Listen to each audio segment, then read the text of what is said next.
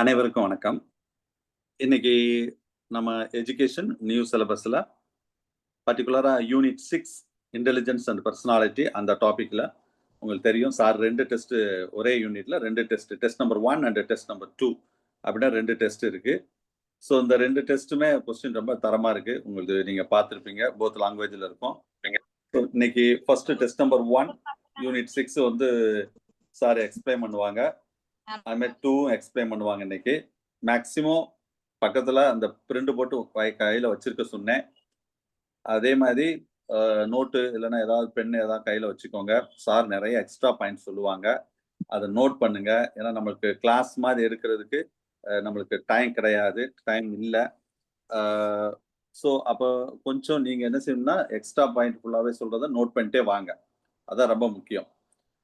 Suppose நீங்க chart ஏதாவது doubt கேட்கணும்னா உங்க பேக்ரவுண்ட்ல எந்த சவுண்டும் இருக்கக்கூடாது. அன்வான்ட் சவுண்ட் எதுவுமே இல்லாம இருந்தா நீங்க வந்து கேட்கலாம். அது மாதிரி கேட்டு முடிச்ச உடனே அன்மியூட் பண்றீங்க, திரும்ப அகைன் மீட் பண்ணிடணும். வீட்டுல பேசுறதெல்லாம் கேட்கக்கூடாது, அதையும் ஞாபகம் வச்சுக்கோங்க. ஸோ சொன்ன இன்ஸ்ட்ரக்ஷனை ஃபாலோ பண்ணுங்க. ரொம்ப சில்லியான கொஸ்டின்ஸ் அதெல்லாம் கேட்கக்கூடாது. ரொம்ப பேசிக்கான விஷயங்கள், சரியா? ரொம்ப ஸ்டாண்டர்ட், அதாவது உங்களுக்கு டவுட் இருந்தா கேளுங்க, சார் எல்லாமே எக்ஸ்பிளைன் பண்ணுவாங்க. எல்லாமே சார் வந்து உங்களுக்கு ஈச் அண்ட் அந்த ரிமைனிங் ஆப்ஷன் என்ன எப்படி வரும் எல்லாமே சொல்லுவாங்க. சார் நீங்க கண்டினியூ பண்ணலாம் sir. Thank you. Okay sir, thank you thank you thank you. Teachers நான் பேசுறது எல்லாருக்கும் கேக்குதுங்களா? தெளிவா கேக்குது சார், தெளிவா கேக்குது. Okay okay okay, thank you thank you thank you. இப்போ இதுல ஃபர்ஸ்ட் கொஸ்டின் பாத்தீங்க அப்படின்னா டெஸ்ட் 1. நான் ஃபர்ஸ்ட் வந்து உங்க எல்லாருக்கும் ரொம்ப சந்தோஷம். நான் அந்த மார்க்ஸ் எல்லாம் பார்த்தேன். ஒரு சில பேர் நல்ல மார்க்கே எடுத்திருக்கீங்க ஃபர்ஸ்ட். அப்ப வந்து எனக்கு ரொம்ப சந்தோஷமா இருந்துச்சு. நல்ல நான் எதிர்பார்க்கறதை விட நிறைய பேர் வந்து நல்லா ப்ரிப்பேர்டா இருக்கீங்க. அதுக்கு என்னோட வாழ்த்துக்கள். ஸோ அதோடு கூட இன்னும் கொஞ்சம் அடிஷனலா நீங்க கத்துக்கிறப்ப இன்னும் உங்க சக்சஸ் வந்து 100% கன்ஃபார்ம் பண்ணும். நான் பரவாயில்ல, அதாவது பரவாயில்லன்னு சொல்லக்கூடாது, வெரி குட். நிறைய பேர் நல்ல ஸ்கோர் வாங்கியிருந்தீங்க. சார் எனக்கு அந்த ஒரு 2 டெஸ்டோட மார்க் அனுப்பியிருந்தாங்க, நான் பார்த்தேன், நல்லா இருந்தது. ஸோ கட்டாயம் இந்த தடவை உங்க ரிசல்ட் வந்து வெரி சூப்பரா இருக்கும். ஏன்னா இந்த கொஸ்டினுக்கே நீங்க வந்து நல்லா ஆன்சர் பண்றீங்க அப்படிங்கிறப்ப கட்டாயம் உங்களோட ப்ரிப்பரேஷன் நல்லா தான் நீங்க பண்ணியிருக்கீங்க. அதுக்கு என்னோட வாழ்த்துக்கள். சரி, இப்ப அடுத்து நம்ம வந்து சொல்லுங்க. தேவையில்லாம அன்மியூட் ஆகாதீங்கன்னு சொல்லிட்டேன். சொல்லுங்க, ஏதாவது பேசணுமா? ஓகே, நீங்க கண்டினியூ பண்ணுங்க சார். ஓகே, இது ஃபர்ஸ்ட் கொஸ்டின் பாருங்க. ஆல் ஹியூமனிஸ்டிக், அதாவது அனைத்து மனிதநேய கோட்பாடுகளும் மக்களின் ஆளுமை மையமாக ஒரு பார்வையை பரிந்துரைக்கிறது. முதல்ல வந்து பாத்தீங்கன்னா இது எதை ஃபோக்கஸ் பண்ணுது? இப்ப நம்ம வந்து நம்மளோட அந்த அந்த ஆளுமை அப்படின்னு பாத்தீங்கன்னா உங்களுக்கு தெரியும், கிட்டத்தட்ட வந்து ஒரு மேஜரா வந்து பாத்தீங்கன்னா ஒரு 6 கேட்டகரியில அவங்க கேட்டகரைஸ் பண்ணியிருப்பாங்க. ஒரு பர்சனாலிட்டி அப்படின்னாலே பாத்தீங்க அப்படின்னாலே உங்களுக்கு ஃபர்ஸ்ட் தெரியும் அந்த வகை டைப் தியரி, இன்னொன்னு ட்ரைட் தியரி, இன்னொன்னு டைப் கம் ட்ரைட் தியரி, இது தேர்டு. அதாவது அந்த ஆளுமை அப்படிங்கறதே இந்த ஒரு 7 அந்த 6க்கு கீழே தான் நம்ம வகைப்படுத்துறோம். அதாவது வகையியல் கொள்கை, அது டைப் தியரி. அது வந்து உடல் வாகு, ஸோ நம்ம உடல்ல இருக்கக்கூடிய திரவம், உடல் அமைப்பு, இதை வச்சு ஒரு ஆளுமையை வந்து நம்ம வந்து மெஷர் பண்ணுவோம். அடுத்து உளப்பண்பு, ஸோ உள்ளத்துல இருக்கக்கூடிய அந்த மனசுல இருக்கக்கூடிய அந்த எண்ணங்கள், உள்ளுக்குள்ள இருக்கக்கூடிய சிந்தனைகள், அதன் அடிப்படையில் வந்து நம்ம என்ன பண்ணுவோம் அப்படின்னா நம்ம வந்து பாத்தீங்க அப்படின்னா ரெண்டுமே, சோ பாடி, அதாவது வகையில் மற்றும் பண்பு என்ன. அடுத்து பாத்தீங்கன்னா சைக்கோ அனலிட்டிக், உள பகுப்பாய்வு அப்ரோச்னு ஒண்ணு இருக்கும். அடுத்து ஹியூமனிஸ்டிக், இந்த ஹியூமனிஸ்டிக் அப்படின்னாலே அந்த கார்ல் ரோஜர்ஸ், மாஸ்லோ இவங்க வருவாங்க. அடுத்து லேர்னிங் அப்ரோச், ஸோ டோலார்ட் மில்லரு, அடுத்து பாண்டுரா வால்டர் இவங்கெல்லாம் வருவாங்க. ஸோ இந்த மனிதன் இதுல பாத்தீங்க அப்படின்னா இந்த காக்னேட்டிவ் லேர்னிங் அப்படிங்கிறது லேர்னிங் அப்படின்னு வந்தா ஓகே, பட் காக்னேட்டிவ் லேர்னிங் அப்படின்னு ஒரு பர்சனாலிட்டி நம்ம அசஸ் பண்ணக்கூடிய சும்மா ஒரு அந்த லேர்னிங்கை கன்ஃபியூஸ் அப்படி கொடுத்துருக்கோம். ஸோ எக்ஸ்டர்னல் அப்சர்வேஷன், ஸோ நம்ம வெளியில அது ஆளுமை அப்படிங்கிறது ஒரு இன்டர்னல் உள்ள திங்கிங், பாடி ஷேப். அடுத்து டெண்டன்சி டு க்ரோ, இதெல்லாம் பாக்குறப்ப ஜென்ரலா வந்து அந்த ஹியூமனிஸ்டிக் வியூஸ் எதை ஃபோக்கஸ் பண்ணுதா, ஒவ்வொரு மனிதனுக்கும் அவனுக்குள்ள என்ன எண்ணங்கள் தோன்றுது, ஸோ அதை அவன் எப்படி மாதிரி ஒரு இன்ட்ராஸ்பெக்ட் பண்றான், இதை பேஸ் பண்ணி தான் அவனோட பர்சனாலிட்டி growth இருக்கும். அதான் எல்லா ஹியூமனிஸ்டிக் வியூமே இந்த வியூவை தான் ஷேர் பண்ணுது. ஸோ அதனால இதுக்கு ஃபர்ஸ்ட் கொஸ்டினுக்கு ஆப்ஷன் வந்து ஏ தான். ஸோ ஒரு மனிதனோட அந்த இன்டர்னல் பெர்செப்ஷன், அவன் என்ன உணர்றான், ஸோ அதை எப்படி இன்ட்ராஸ்பெக்ட் பண்றான், அதை எப்படி சீர்தூக்கி தனக்குள்ளே பாக்குறான், அப்படிங்கிறத வச்சுதான் ஒருத்தரோட பர்சனாலிட்டி வந்து டிசைட் ஆகுது. இது ஃபர்ஸ்ட். அடுத்து பாருங்க கொஸ்டின் நம்பர் 2. டேஸ் என்பது பரவலாக பயன்படுத்தப்படும் ஆளுமை திட்ட சோதனை. சோ இதில் வந்து பாத்தீங்கன்னா நபர்கள் தொடர்ச்சியான மைப்புள்ளிகள் என்ன அந்த மைப்புள்ளிகள் அப்படின்னு வந்தாலே நமக்கு தெரியும். சோ அதை வச்சு இது என்னவா இருக்கும்னு போட்டலாம். இப்ப ஜென்ரலா வந்து நீங்க வந்து பரவலாக பயன்படுத்தப்படும் ஆளுமை திட்ட சோதனை அப்படின்னு வச்சுக்கிட்டீங்க அப்படின்னா சோ ரோர்ஷார்க்கா டிஏடியான்னு ரெண்டு கன்ஃபியூஸா இருக்கும். ஆனா அவங்க மை திட்ட சோதனைன்னு கொடுத்துட்டாங்க. சோ இது ரோர்ஷார்க்கோட இங்க் பிளாட் டெஸ்ட் இது எல்லாருக்கும் தெரியும். இந்த இங்க் பிளாட் டெஸ்ட்ங்கிறது ஒண்ணும் கிடையாது. நீங்க எல்லாம் விளையாண்டுருக்கீங்களா என்னன்னு தெரியல. நாங்கெல்லாம் சின்ன பிள்ளையா இருக்கும் விளையாண்டுருக்கோம். அப்ப எல்லாம் இங்க் பென் தான். சோ இங்க் பென்னை வந்து அப்படியே ஒரு பேப்பர்ல வந்து தெளிச்சிட்டு அதை அப்படியே 4ஆ 8ஆ மடிச்சிட்டு சோ திரும்ப அதை ஓபன் பண்ணி பார்ப்போம். ஓபன் பண்ணி பாக்குறப்ப அது வந்து ஒரு பூதம் மாதிரி தெரியுது, ஒரு ஏஞ்சல் மாதிரி தெரியுது. சோ என்ன நமக்கு தெரியுது, நாங்கெல்லாம் சின்ன பிள்ளைகளை வந்து இது மாதிரி நாங்க விளையாடி இருக்கோம். சோ அதுதான் சோ இந்த இவர் ரோஷார்க் இவர் தான் ஹெர்மன் ரோஷார்க்கு. அவர் சுவிட்சர்லாந்து நாட்டுக்காரர். இவர் அந்த டெஸ்ட் பத்தி எல்லாமே நீங்க படிச்சிருப்பீங்க. சோ அதிகமா வந்து இந்த மைத்தட சோதனை தான் நிறைய பேருக்கு வந்து நம்ம யூஸ் பண்ணோம். இங்க் பிளாட்லயும் கொடுத்துட்டாங்க. ஆனா ஜென்ரலா இதை யூஸ் பண்ணுவாங்க. சோ இங்க் பிளாட் அந்த இங்க் பிளாட்ல வந்து அந்த ஒருத்தரோட ஆளுமை இது வந்து பாத்தீங்கன்னா இது இந்த ரோர்ஷார்க்கும் டிஏடியும் பாத்தீங்கன்னா ப்ரொஜெக்டிவ் டெக்னிக்னு சொல்லுவோம். சோ அந்த பர்சனாலிட்டி அசஸ்மெண்ட்லயே பாத்தீங்கன்னா subjective technique, objective technique, projective technique சொல்லுவோம். சோ இந்த மூணுல எது பெஸ்ட்னா ப்ரொஜெக்டிவ் டெக்னிக்ஸ். சோ அந்த ப்ரொஜெக்டிவ் டெக்னிக்ஸ் எதை மீன் பண்ணுது அப்படின்னா நமக்கு தெரியாமையே நம்மள அறியாமலே நம்மளை பற்றிய விஷயங்களை நம்மள்ட்ட இருந்து வாங்குறதா ப்ரொஜெக்டிவ் டெக்னிக்ஸ். ஏன் அப்படின்னா இதுல கொஸ்டின்ஸ் டைரக்டா நம்மளை பத்தி இருக்காது. சோ டைரக்டா இப்ப நம்மளை பத்தினா நம்ம கொஞ்சம் யோசிச்சு பதில் சொல்லுவோம். ஆனா நம்ம என்ன பண்ணுவோம்னா அந்த டிஏடியா இருக்கட்டும், சோ அந்த இங்க் பிளாட் டெஸ்டா இருக்கட்டும், சோ அதுல ஒரு ஒரு மைத்தடம் ஏதோ ஒரு மைத்தடம் அந்த மைத்தடத்தோட அந்த மைப்பகுதியை நீங்க பார்க்கலாம். அல்லது ஒரு மைப்பகுதிக்கும் அந்த இன்னொரு மைப்பகுதிக்கு இடையில உள்ள வெற்று பகுதியை நீங்க பார்க்கலாம். சோ அந்த இன்னும் சில பார்த்தீங்கன்னா கலர்ஸ் யூஸ் பண்ணுவாங்க.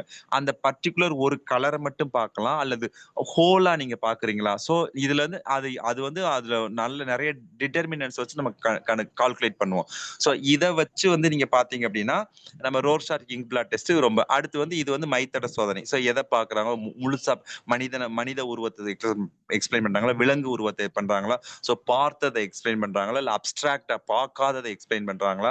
அதுக்கப்புறம் பாத்தீங்கன்னா சோ இந்த ஒரு பர்டிகுலர் ஓரப்பம் பாக்குறாங்களா, மிடில்ல பாக்குறாங்களா, ஹோல் பிக்சரை. சோ இதெல்லாம் வச்சு நம்ம ஒரு முடிவுக்கு வருவோம். அடுத்து டிஏடி அப்படிங்கிறது நம்ம எல்லாருக்கும் தெரியும். முரே மார்கன் உருவாக்குன அந்த தீமேட்டிக் அப்பர்ச் இதுவும் ஒரு ப்ரொஜெக்டிவ் டெக்னிக் தான். சோ இங்க என்ன இருக்கும் அப்படின்னா ஒரு பிக்சர் கொடுத்திருப்பாங்க. அது ஹியூமன் சிச்சுவேஷன் கொடுத்திருப்பாங்க. ஒரு பர்டிகுலர் பேக்ரவுண்ட் என்விரான்மெண்ட் கொடுத்திருக்காங்க. சோ ஒரே கேள்விதான் எல்லாம். உங்களுக்கு டிஏடி தெரியும். மொத்தம் வந்து 30 கார்ட்ஸ் மொத்தம் இருக்கு. சோ இதுல வந்து ஃபார் மேல் வந்து 10 cards, for female 10 cards. So 10 வந்து போத் காமன். சோ மேலுக்கும் ஃபீமேலுக்கும் காமன். அப்ப ஒரு சோதனைக்கு ஒருத்தவங்க வந்து வரக்கூடிய சப்ஜெக்ட் வந்து 20 கார்டு. இப்ப மேலா இருந்தா காமன் 10 கார்டு, மேலுக்குரிய 10 கார்டும் கொடுப்பாங்க. ஃபீமேலா இருந்தாங்கன்னா காமன் 10 கார்டும், ஃபீமேலுக்குரிய 10 கார்டும் கொடுப்பாங்க. சோ அந்த காமன்ல வந்து ஒரு அட்டை வந்து எம்டி வெற்று அட்டையா இருக்கும். சோ 19 அட்டையில வந்து மனித உருவங்கள் பெற்ற படங்கள் இருக்கும். சோ அதுக்கு என்ன கேள்வி கேட்பாங்கன்னா நீங்க படத்துல என்ன பாக்குறீங்க, என்ன காரணத்தினால நடந்திருக்கலாம், சோ இதோட விளைவு என்னவா இருக்கும், இந்த கேள்விதான் எல்லா படத்துக்கும் கேட்பாங்க. சோ அப்ப நீங்க படத்துக்கு தான் விளக்கம் சொல்லுவீங்க, உங்களை பத்தி சொல்ல மாட்டீங்க. நீங்க அந்த படத்துக்கு சொல்றீங்களா விளக்கம், அதை அவங்க அப்சர்வ் பண்ணுவாங்க. நீங்க எப்படிப்பட்ட விளக்கத்தை கொடுக்குறீங்க அப்படிம்ப. சோ எந்த மாதிரி மனநிலை ஒரே மாதிரி நீங்க ரிப்பீட் பண்றீங்க, சோ ஒரு எந்தூசியாஸ்டிக்கா ஃபீல் பண்றீங்களா, அந்த சிச்சுவேஷன் எப்படி நீங்க டிஸ்கிரைப் பண்றீங்க, அல்லது வந்து ஒரு சேடா டிஸ்கிரைப் பண்றீங்களா, அல்லது ஒரு எப்பயுமே ஒரு கிரிட்டிக்கலா, எப்பயுமே ஒரு டவுட்ஃபுல்லா. சோ இது மாதிரி நம்ம எப்பயுமே நீங்க பாத்தீங்க அப்படின்னா நீங்க சைக்கலாஜிக்கலா ஒருத்தரை வந்து நம்ம கண்டுபிடிக்கணும்னா சோ அவங்களோட ஆக்ஷன்ஸ், அவங்களோட வேர்ட்ஸ் வந்து நம்ம நல்லா நோட்டிஃபை பண்ணாலே அவங்க எதனால அப்படி பண்றாங்க நம்ம ஈஸியா கண்டுபிடிச்சிடலாம். சோ இதுதான் ப்ரொஜெக்டிவ் டெக்னிக்ஸ். சோ அப்ப வந்து அவங்க அந்த பிக்சர் மேலயோ அல்லது அந்த இங்க் பிளாட் மேலயோ பண்றது. அடுத்து பாத்தீங்கன்னா இது அப்ப நம்ம கட்டாயம் இதுல ஆப்ஷன் வந்து ஏ தான். ரோர்ஷார்க் இங்க் பிளாட் டெஸ்ட் தான் நமக்கு ஏன்னா மைத்தட புள்ளினே கொடுத்துட்டாங்க. இதுதான் பரவலா பயன்படுத்துறாங்க. இந்த டிஏடி. அடுத்து பாத்தீங்கன்னா NEOPI அப்படின்னு கொடுத்திருக்கேன். சோ இந்த NEOPI யாருக்காவது அதுக்கு எக்ஸ்பான்ஷன் தெரியுமா? இது கேள்விப்பட்டிருக்கீங்களா? NEOPIங்கிறது யாராவது கேள்விப்பட்டிருக்கீங்களா இதுக்கு முன்னாடி? நோங்க சார். ஓகே. அதாவது இதுக்கு என்ன பேர் அப்படின்னா பிக் 5 பர்சனாலிட்டி. அதாவது PIங்கிறது பர்சனாலிட்டி இன்வென்டரி. PIன்னு கொடுத்திருக்கேன் பாத்தீங்களா, அது பர்சனாலிட்டி இன்வென்டரி. முதல்ல கொஸ்டினருக்கும் இன்வென்டரிக்கு என்ன டிஃபரன்ஸ் நீங்க புரிஞ்சுக்கணும். சோ வினா பட்டியல்னு சொல்லுவோம், ஆளுமை பட்டியல். அதாவது நம்ம இங்கிலீஷ்ல பாத்தீங்கன்னா கொஸ்டினர்னு சொல்லுவோம். வினா வரிசை. இன்னொன்னு வந்து அந்த வினா பட்டியல்னு சொல்லுவோம். ஸோ இன்வென்டரின்னு சொல்லுவோம். கொஸ்டினருக்கு இன்வென்டரிக்கு என்ன மெயின் டிஃபரன்ஸ்னா, கொஸ்டினர்ல பாத்தீங்கன்னா காமனா எல்லா ட்ரைட்டும் நிறைய பண்புகளை மெஷர் பண்ற மாதிரியான வினாக்கள் அதுல இருக்கும். ஸோ இப்போ ஒருத்தன் இருக்கா அப்படின்னா அவனோட அட்ஜஸ்ட்மெண்ட் எப்படி இருக்கு, ஸோ அவனோட அக்ரெசிவ்னஸ் எப்படி இருக்கு, ஸோ கிட்டத்தட்ட நிறைய பண்புகளை வந்து அசஸ் பண்ற மாதிரி எல்லா ஏரியாவையும் ப்ராடா கவர் பண்ணி கொஸ்டின்ஸ் கேட்டிருந்தா அது கொஸ்டினர். ஸோ இன்வென்டரி அப்படிங்கிறது ஒரு பர்டிகுலர் ஒரே இப்போ பர்சனாலிட்டியை பத்தி மட்டும்தான் டிசைட் பண்ணும். ஸோ இன்ட்ரெஸ்ட்டை பத்தி மட்டும்தான் அது வந்து மெஷர் பண்ணும். ஸோ ஏதாவது ஒரே ஒரு பர்டிகுலர் ஃபினாமினன் ட்ரைட் இதை மட்டும் வந்து மெஷர் பண்ணுனா அது வந்து இன்வென்டரி. So personality inventory. அப்போ ஆளுமைங்கிற ஒரு பண்பை மட்டும்தான் அது வந்து மெஷர் பண்ணுது. ஸோ இது NEO அப்படின்னா என்ன அர்த்தம் அப்படின்னா நியூரோட்டிசிசம், எக்ஸ்ட்ராவர்சன்,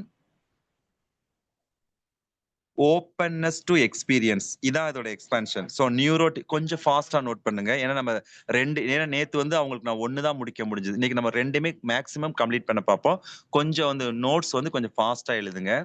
கொஞ்சம் கொஞ்சம் கொஞ்சம் ஃபாஸ்டா பண்ணோம்னா நம்ம இன்னைக்கு 2வையும் கம்ப்ளீட் பண்ணிடலாம். So neuroticism, extraversion, openness to experience. So இதான் NEOPI. So neuroticism, extraversion, openness to experiences. இதுதான் இதோட எக்ஸ்பான்ஷன் அப்படிங்கிறது. இதோட எக்ஸ்பான்ஷன் அப்படிங்கிறது இதான். அடுத்து வந்து பாத்தீங்க அப்படின்னா இது வந்து பாத்தீங்க அப்படின்னா இது வந்து பிக் 5 பர்சனாலிட்டி ட்ரைட் இன்வென்டரி அப்படின்னு சொல்லுங்க. அது கேட்கவே இல்ல காதுல மாட்டினேன்.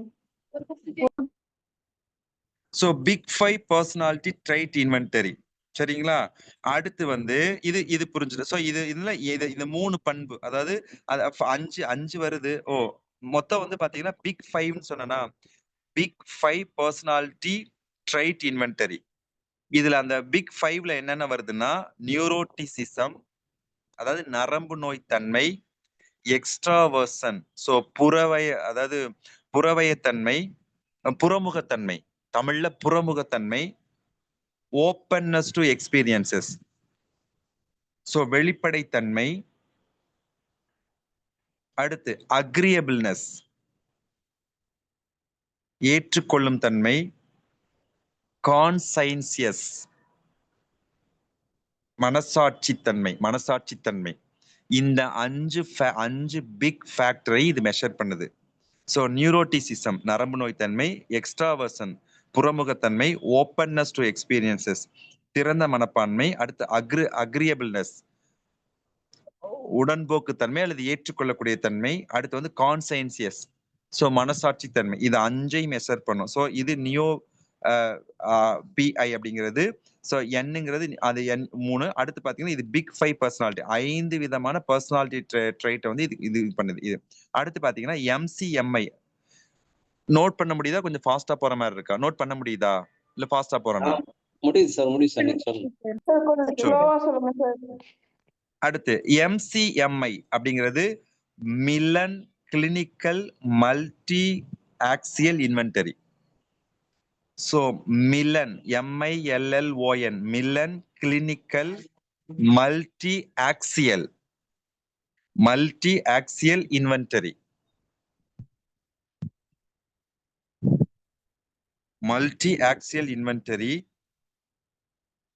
ஸோ இது யாருக்கு அப்படின்னா அதாவது மனநோயை கண்டறியக்கூடிய, ஸோ சைக்கோபேத்தாலஜின்னு சொல்லுவாங்க. ஸோ மனநோய் ஒருத்தருக்கு மனநோய் இருக்கா, ஸோ அப்படி இருக்குன்னா எப்படிப்பட்ட மனநோய் இருக்கு அப்படிங்கறத கண்டுபிடிக்கிறதுக்கான டெஸ்ட் இது. ஸோ ஒரு மனநோய், அந்த மனநோய் எப்படிப்பட்ட மனநோய் இருக்கு அப்படிங்கறது கண்டுபிடிக்கிறதுக்கான இந்த டெஸ்ட். சரிங்களா? அடுத்து வந்து இதுல பாத்தீங்க அப்படின்னா 18 வயசுக்கு மேல உள்ளவங்க இந்த டெஸ்ட் மூலமா 18 வயசுக்கு மேல உள்ளவங்களோட மனநோயை வந்து நம்ம வந்து மெஷர் பண்ணலாம். ஸோ 18 இயர்ஸ்க்கு மேல, ஸோ 18 வயசுக்கு மேல உள்ளவங்களோட மனநோயை கண்டுபிடிக்கக்கூடிய ஒரு டெஸ்ட் தான் இந்த டெஸ்ட். 18 இயர்ஸ்க்கு மேல உள்ள அவங்களோட மனநோய், அவங்களுக்கு எந்த விதமான மனநோய் இருக்கு அப்படிங்கிறத நம்ம வந்து நம்ம மெஷர் பண்ணலாம். இந்த டெஸ்ட் மூலமா நம்ம வந்து மெஷர் பண்ணலாம். அடுத்து வந்து பாத்தீங்க அப்படின்னா இதான் அந்த 4க்கு உள்ளது. அடுத்து வந்து ஐன்ஸ்டைன் ஆளுமை கூற்றுப்படி அதாவது 3 அடிப்படை பரிமாணங்கள் மட்டுமே வந்து உள்ளன. அது என்னென்னன்னு கேட்டிருக்காங்க. ஸோ ஐன்ஸ்டைனோட பர்சனாலிட்டி தியரியில என்னென்ன விதமான அவங்களுக்கு அந்த ஒரு நம்மளோட இது இருக்குன்னு கேட்டிருக்காங்க. அதுக்கு ஆப்ஷன் வந்து பாத்தீங்கன்னா பி ஆப்ஷன். ஸோ எக்ஸ்ட்ரா இப்பதான் நான் மேல சொன்னேன். எக்ஸ்ட்ராவர்ஸ்னா என்னன்னு சொன்னேன். அடுத்து வந்து நியூரோட்டிசிசம் அப்படின்னா என்னன்னு சொன்னேன். அடுத்து வந்து சைக்கோட்டிசம் 3 விதமான இது நான் அதுல சொன்னேன் உங்களுக்கு.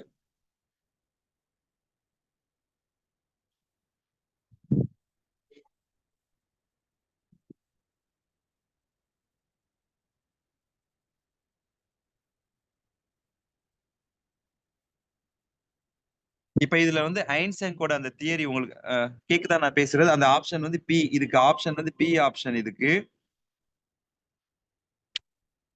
அதுக்கு பி ஆப்ஷன். ஸோ எக்ஸ்ட்ராவர்சன், நியூரோட்டிசிசம்,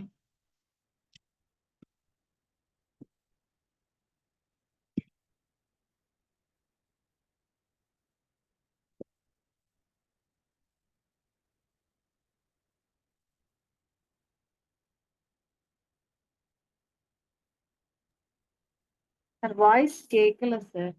இந்த ஒரு நிமிஷம். இப்ப வந்து இந்த டெஸ்ட் வந்து பாத்தீங்க அப்படின்னா அந்த 3 டைப் அந்த ஐன்ஸ்டைனுக்கு வந்து நான் உங்களுக்கு ஷார்ட்டா சொல்லியிருந்தேன். ஐன்ஸ்டைனோட தியரி வந்து உங்களுக்கு ஷார்ட்டா சொல்லிடுறேன். அதுல பாத்தீங்க அப்படின்னா ஹான்ஸ், அவரோட உண்மையான முழு பேர் வந்து ஹான்ஸ் ஐசெங்க். ஸோ இவர் வந்து ஒரு ஜெர்மன் சைக்காலஜிஸ்ட். இவர் வந்து 3 மேஜர் டைமென்ஷன்ஸை சொல்றாரு. ஃபர்ஸ்ட் பாத்தீங்க அப்படின்னா எக்ஸ்ட்ராவர்ஷன், அடுத்து நியூரோட்டிசிசம், அடுத்து சைக்கோட்டிசிசம். இது 3 தான் அவர் சொல்லக்கூடியது. இதுல பாத்தீங்கன்னா 2 எட்ஜ் சொல்றாரு. ஸோ எக்ஸ்ட்ராவர்ஷன் அப்படிங்கிறது நம்ம அந்த ஒரு எட்ஜை மட்டும் கொடுத்துருக்காங்க. இந்த எக்ஸ்ட்ராவர்ஷன், நியூரோட்டிசிசம், சைக்கோட்டிசிசம். அது வந்து ஒரு லோயர் எண்டுனா ஹையர் எண்டு ஒன்னு இருக்கு. அதாவது அது 2 இருக்கு. அதுல ஃபர்ஸ்ட் பாத்தீங்க அப்படின்னா அந்த எக்ஸ்ட்ராவர்ஷன் இருக்கு பாத்தீங்களா, அதோட இன்னொரு எட்ஜ் பாத்தீங்கன்னா இன்ட்ராவர்ஷன். நோட் பண்ணிக்கங்க. எக்ஸ்ட்ராவர்ஷன் ஐஃபன் இன்ட்ராவர்ஷன். அதாவது வெளிப்புறத்தன்மை, இன்னொன்னு உள்ளுணர்வு தன்மை. வெளிப்புறத்தன்மை, இன்னொன்னு உள்ளுணர்வு தன்மை. அடுத்து இந்த நியூரோட்டிசிசம், அதோட இன்னொரு எக்ஸ்ட்ரீம் வந்து ஸ்டெபிலிட்டி.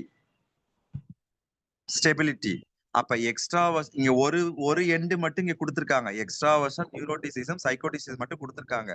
பட் அதோட இன்னொரு அப்ப எக்ஸ்ட்ராவர்ஷன், இன்ட்ராவர்ஷன் அந்த ஒரு பேர், நியூரோட்டிசிசம், ஸ்டெபிலிட்டி அடுத்த பேர். ஸோ சைக்கோட்டிசிசம், இம்பல்ஸ் கண்ட்ரோல் அது தேர்ட் பேர். சைக்கோட்டிசிசம், இம்பல்ஸ் கண்ட்ரோல் அது வந்து தேர்ட் பேர். ஸோ அந்த வெளிப்புறத்தன்மை அதாவது எக்ஸ்ட்ராவர்ஷன் வெளிப்புறத்தன்மை, இந்த புறமுகம்னு சொல்லுவோம். அதே மாதிரி இன்ட்ராவர்ஷன் அப்படிங்கிறது உள்ளுணர்வு தன்மை, அகமுகம்னு சொல்லுவோம். ஸோ நம்ம அந்த கேரக்டர்ஸ் நமக்கு தெரியும். ஸோ எக்ஸ்ட்ராவர்ட் அப்படின்னா சோசியபிளா இருப்பான், எல்லாரோடையும் நல்லா பழகுவான், எல்லாரோடையும் வெளிப்படை தன்மையா இருப்பான், நல்லா பேசுவான், ஒரு எனர்ஜெட்டிக்கா இருப்பான். ஸோ அப்ப இன்ட்ராவர்ஷன் அப்படிங்கிறது அமைதியா இருப்பான், ரிசர்வா இருப்பான், ஸோ தன்னை தானே பிரிச்சுக்குவான். இதை நம்ம எல்லாருக்குமே தெரியும். ஸோ இந்த பண்பு இருக்கும். அடுத்து நியூரோட்டிசிஸ் அப்படின்னா உணர்ச்சி ஒழுங்கின்மை. அதாவது அவனோட எமோஷன்ஸ் வந்து திடீர்னு அப் இருக்கும், திடீர்னு டவுன் இருக்கும். அவனோட எமோஷன்ஸ் அவனோட கண்ட்ரோல்ல இருக்காது. ஸோ அவனோட எமோஷன்ஸால அவனை கண்ட்ரோல் பண்ண முடியாது. ஸோ இது வந்து அந்த நியூரோட்டிசிசம். ஸ்டெபிலிட்டி அப்படிங்கிறது உணர்ச்சி நிலைத்த தன்மை.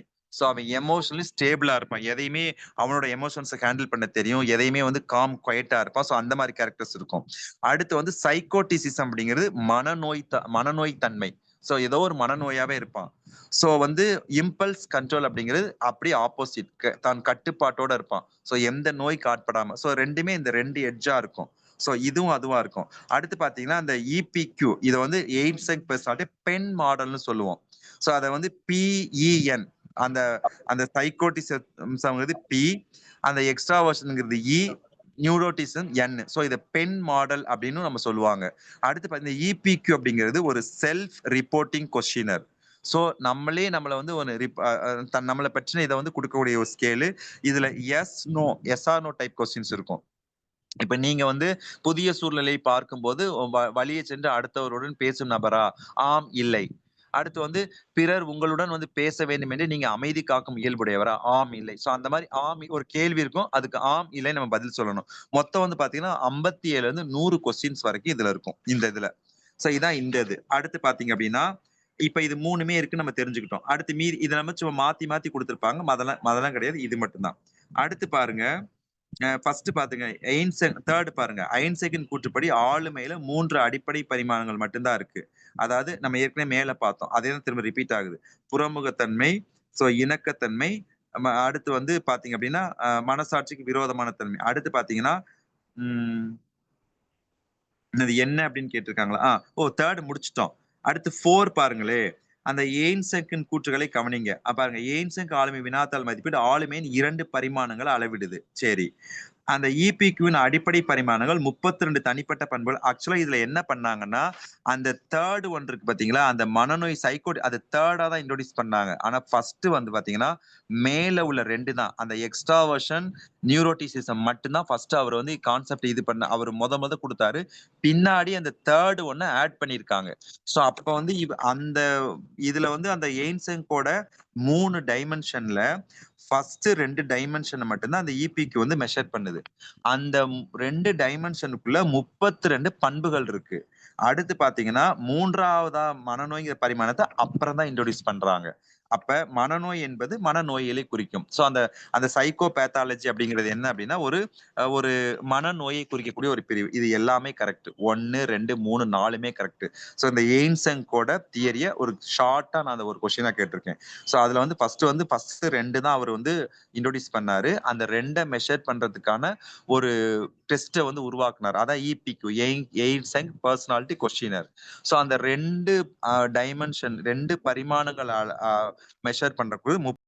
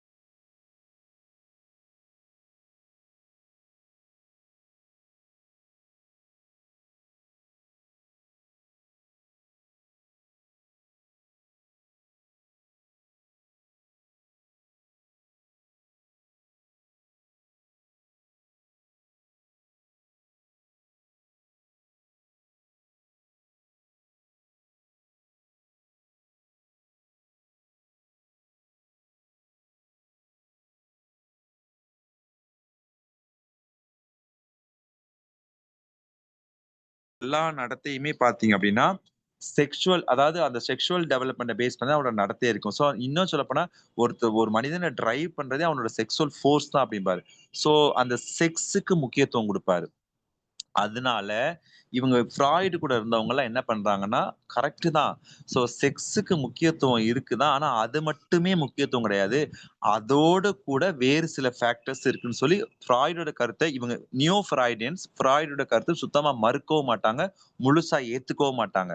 அவரோட ஒரு சில கருத்துக்கள் பாதியை ஏத்துக்குவாங்க, பாதியை வந்து மறுப்பாங்க. ஸோ அவங்க தான் நியோ ஃப்ராய்டியன்ஸ் சொல்லுவோம். யார் யாரெல்லாம் அதாவது புதிய ஃப்ராய்டியன் கோட்பாட்டாளர்னு சொல்லுவோம். ஸோ ஃப்ராய்டோட கருத்துக்கள் இன்னொன்னு தெரிஞ்சுக்கங்க. ஃப்ராய்டோட கருத்துக்களை ஒரு காலத்துல பேன் பண்ணி வச்சிருந்தாங்க, தடை பண்ணி வச்சிருந்தாங்க.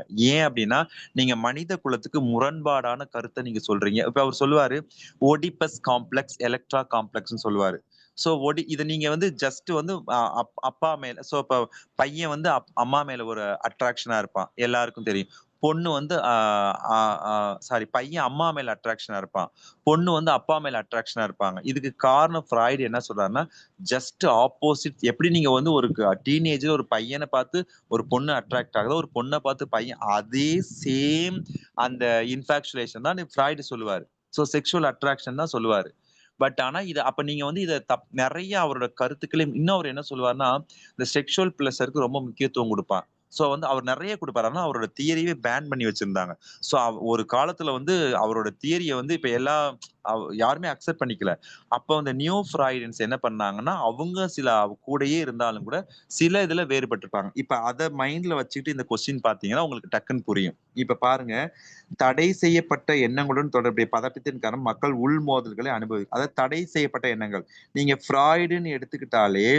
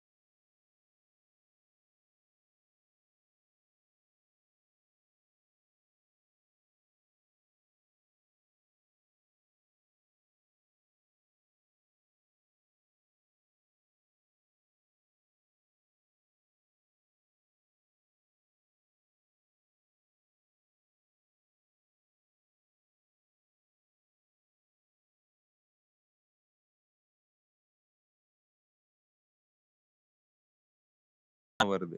ஸோ இந்த எந்த கனவுலயாவது யாருக்காவது அவங்களோட இப்போ ஒரு பையன் இருக்கான்னா, தன்னோட அம்மாவோ, தன்னோட சகோதரியோ அவங்க கனவுல அந்த மாரி ரொமான்டிக்கா அவங்க வருவாங்களா? வந்திருக்கவே மாட்டாங்க. ஏன்னா, அவங்கள அந்த ஆங்கிள் அவன் அப்படி நெனச்சே பார்த்திருக்க மாட்டான்.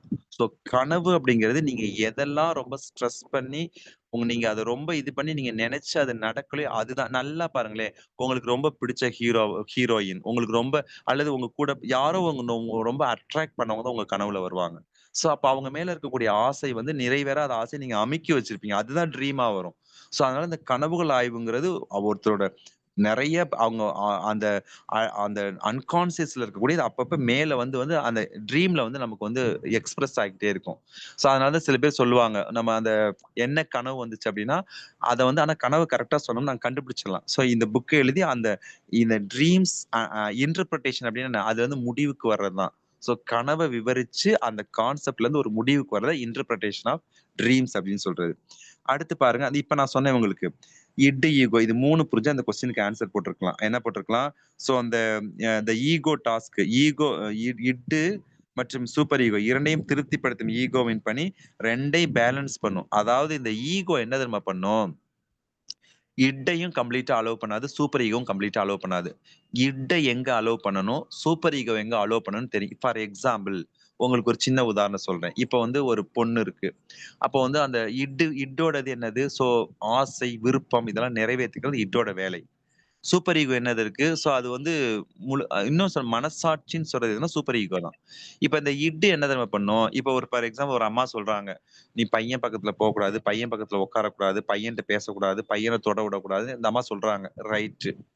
அப்ப ஈகோ வந்து என்ன பண்ணும்னா, பையன் பக்கத்துல உட்காரப்ப எச்சரிக்கும். அம்மா சொல்லியிருக்காங்க, பையன் பக்கத்துல போகாத, பையன்ட்ட க்ளோஸா பழகாத, ஒரு லிமிட்டோட பழகுன்னு சொல்லியிருக்காங்க. எது எது இது இப்ப அப்படி பையன் கூட பேசுறப்ப நெருக்கமா பழகுற வாய்ப்பு கிடைச்சா ஒரு எச்சரிக்கும்.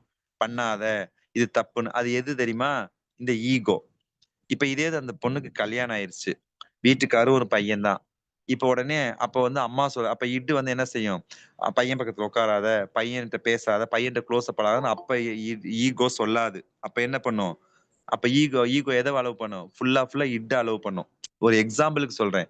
அப்ப வந்து இந்த ஈகோ என்ன பண்ணும்னா, டோட்டலா இட்டையும் ஃபுல்லா அலோவ் பண்ணாது. சூப்பர் ஈகோவும் ஃபுல்லா அலோவ் பண்ணாது. எப்ப இத டாமினேட் பண்ண வைக்கணும். எப்ப இந்த பேலன்ஸ் பண்ணக்கூடிய வேலைய இந்த ஈகோ பண்ணும். இந்த ஈகோ கிட்ட எதுவுமே இருக்காது. இட்டு என்ன செய்யுதோ அத வாட்ச் பண்ணும். அது தப்புன்னா அத கண்ட்ரோல் பண்ணும். அத நல்வழிப்படுத்தக்கூடிய விஷயங்கள் ஈகோக்கு தெரியாது. சூப்பர் ஈகோல இருந்து எடுத்தா இங்க குடுக்கும். அதனால இப்ப சூப்பர் ஈகோ எம்ப்டியா இருக்குன்னு எல்லாருக்குமே ஈகோ இருக்கும். ஆனா ஒருத்தன் ஏன் ரொம்ப மிக கொடூரமான தப்ப செய்றான் அப்படின்னா, அவனுக்கு வந்து சூப்பர் ஈகோ எம்ப்டியா இருக்கும். அங்க எதுவுமே இல்ல. அப்ப ஈகோ வந்து இவன கண்ட்ரோல் பண்ணுமே தவிர, அங்கருந்து எடுத்து குடுக்க அங்க ஒண்ணுமே இல்லன்னா, சோ அந்த ஈகோ வந்து இத கண்ட்ரோல் மட்டும் தான் பண்ணும். அத மீறி இவன் செஞ்சுருவான். அதனால தான் நம்ம சின்ன குழந்தைங்களுக்கு வந்து நல்ல விஷயங்கள அப்பப்ப போட்டுக்கிட்டே இருக்கணும். போட்டு அந்த சூப்பர் ஈகோ நிரப்பிக்கிட்டே இருக்கணும். அஸ் எ பேரண்டா, அஸ் எ டீச்சரா, அஸ் எ வெல் விஷரா நம்ம நல்ல விஷயங்கள ஒருத்தருக்கு போட போட இந்த சூப்பர் ஈகோ பாத்தீங்கன்னா 5 to 7 இயர்ஸ். 5 to 7 இயர்ஸ்ல அது வந்து நம்ம நல்ல க்ரோ ஆக ஆரம்பிக்கும். அடுத்து ஒன் ஆஃப் த ஃபர்ஸ்ட் அதாவது முதல் வகையில் ஆளுமை கோட்பாட்டை சொன்னது யார் அப்படின்னா ஹிப்போக்ராட்ஸ். அந்த ஹிப்போக்ராட்ஸ் நீங்க சில புக்ல பாத்தீங்கன்னா அந்த அந்த கொடுத்திருப்பாங்க. சாங்கியூன், கோலரிக், பிளக்மேட்டிக், அதுக்கப்புறம் வந்து அடுத்து பாத்தீங்கன்னா மேலன்கோலிக் 4 வருவாங்க. இதெல்லாம் எத பத்தி? இது வந்து டைப் தியரியில வரும். இதுல இந்த டைப் தியரி பாத்தீங்கன்னா நம்ம பாடியில உள்ள ஃப்ளூயிட்ஸ், பாடி ஸ்ட்ரக்சர்ஸ் பாத்தீங்க அப்படின்னா சாங்கியூன் சொல்லுவாங்க. அதாவது சிரித்த முகத்தினன் சாங்கியூன். இவனுக்கு எந்த லிக்விட் அதிகமா பிளட்டோட டாமினேஷன் அதிகமா இருக்கும். இந்த சாங்கியூன் இருக்கான் பாத்தீங்களா, அவனுக்கு வந்து பிளட்டோட டாமினேஷன், அது பிளட்டோட செல் ஆதிக்கம் அதிகமா இருக்கும். அடுத்து கோலரிக் அப்படின்றால அவனுக்கு வந்து பித்தம், எல்லோ பைல்னு சொல்லுவோம், பித்தம், அது வந்து இவனுக்கு அதிகமா இருக்கும். இதுல எது இந்த 4ல எது குட் பர்சனாலிட்டி? சாங்கியூனா, கோலரிக்கா, பிளக்மேட்டிக்கா? எப்படி இருப்பான்? அவன் ஆப்டிமிஸ்டிக்கா இருப்பான், ஹாப்பியா இருப்பான், ஹோப்பா இருப்பான். அடுத்து வந்து இந்த கோலரிக் எப்படி இருப்பான்? இரிட்டபிள், ஆங்கிரியா இருப்பான். ஒரு எரிச்சல் வரக்கூடியவனா, கோபம் வரக்கூடியவனா இருப்பான். யாரு? கோலரிக். பிளக்மேட்டிக் எப்படி இருப்பான்? Cold, calm, slow. ரொம்ப கூலா இருப்பான், அமைதியா இருப்பான், ரொம்ப நிதானமா செயல்படுவான். சோ இவனுக்கு வந்து எதோட மியூக்கஸோட இம்பாக்ட் அதிகமா இருக்கும். சளி, மியூக்கஸோட இம்பாக்ட் அதிகமா இருக்கும். அடுத்து வந்து யாரு மேலன்கோலிக், அவனுக்கு வந்து பிளாக் பைல். ஆனா அவங்க எதை பிளாக் பைல்னு கொடுத்திருக்காங்க, இதை எதை மீன் பண்றாங்கன்னு தெரியல. சோ நம்ம வந்து பித்தத்திலே வந்து மஞ்சள் பித்தம் வந்து கருப்பு பித்தம்னு ஒண்ணு இருக்கான்னு, பட் இதை அவங்க கொடுத்திருக்காங்க. சோ இவன் வந்து பாத்தீங்கன்னா ரொம்ப டெம்பர்மெண்டா இருப்பான், சேடா இருப்பான், டிப்ரெஸ்டு. சோ எல்லாமே பாத்தீங்கன்னா ஒரு பெசிமிஸ்டா இருப்பான். அப்படியே எல்லாம் சென்சிட்டிவா உள்ளுக்குள்ளேயே அவனே போட்டு இது பண்ணிக்கிட்டே இருப்பான். சோ இந்த டைப் வந்து ஹிப்போக்ராட்ஸ் தான் சொன்னாரு. சோ வில்லியம் ஜேம்ஸ் எதோடங்க? வில்லியம் ஜேம்ஸ்னா உங்களுக்கு எது ஞாபகம் வரும்? வில்லியம் ஜேம்ஸ் சொல்லுங்க பார்க்கலாம். ஏதாவது ஒரு கான்செப்ட். இப்ப இந்த இதுல 4 அமெரிக்கா அறிவுரை உளவியல். Direct counselling. Direct counselling sir. Direct counselling. வேற father of American psychology. Correct. வேற வெரி குட், கரெக்ட். அடுத்து வேற pragmatism. Consciousness, principles of psychology. Sir அமெரிக்க உளவியலின் தந்தை. கரெக்ட். இதெல்லாம் சொல்லிட்டீங்க. வேற ஏதாவது? வில்லியம் ஜேம்ஸ் வேற எங்கயாவது? Psychology. Analytical psychology. Functionalism sir. Very good. வேற ஒரு முக்கியமான கான்செப்ட். ஏன்னா உங்க பிஜிடிஆர்பில பயன்பாட்டு உளவியல். வேற அப்புறம் வேற சைக்காலஜி. வேற சரி நானே சொல்லிடவா? ஆக்சுவலா வந்து ஃபங்க்ஷனலிசம். Functionalism sir. அதாவது இந்த தியரி கேள்விப்பட்டிருக்கீங்களான்னு பாருங்க. Theory of mental discipline. இந்த தியரி கேள்விப்பட்டிருக்கீங்களா? தியரி ஆஃப் மென்டல் டிசிப்ளின், இந்த தியரி கேள்விப்பட்டிருக்கீங்களா? தமிழ்ல வந்து அதாவது மன கட்டுப்பாட்டு கோட்பாடு அல்லது முறைமை, அதாவது பயிற்சி கோட்பாடு அல்லது மன கட்டுப்பாடு கோட்பாடு. இது எங்கேயாவது கேட்டிருக்கீங்களா இந்த கான்செப்ட? கேள்விப்பட்டிருக்கீங்க இல்லையா? ஆக்சுவலா டிரான்ஸ்ஃபர் ஆஃப் லேர்னிங் இருக்குல்ல, டிரான்ஸ்ஃபர் ஆஃப் லேர்னிங்ல இருந்து ஒரு தடவை பிஜில ஒரு கொஸ்டின் வந்துருந்துச்சு. அதாவது நீரில் குறிபார்த்து அம்பெய்தல் சோதனை நடத்தினது யாரு? சார்லஸ் ஜட்டு. 2017 பிஜிடிஆர்ல இந்த கொஸ்டின் வந்திருக்கு. 15 17 தெரியல. சோ இந்த நீரில் குறிபார்த்து அம்பெய்தல் கோட்பாடு என்ன கோட்பாடு? எதுக்கான சோதனை இந்த கோட்பாடு? நீரில் குறிபார்த்து அம்பெய்தல் பொதுமைப்படுத்துதலா? நல்லா, இன்னும் நல்லா. பயிற்சி மாற்ற கோட்பாடு. பயிற்சி கோட்பாடு இல்ல, பயிற்சி மாற்ற கோட்பாடு. அது டிரான்ஸ்ஃபர் ஆஃப் லேர்னிங். அப்படிதானே? டிரான்ஸ்ஃபர் ஆஃப் லேர்னிங் அது பேக்லி. குறிக்கோள் கோட்பாடு பேக்லி.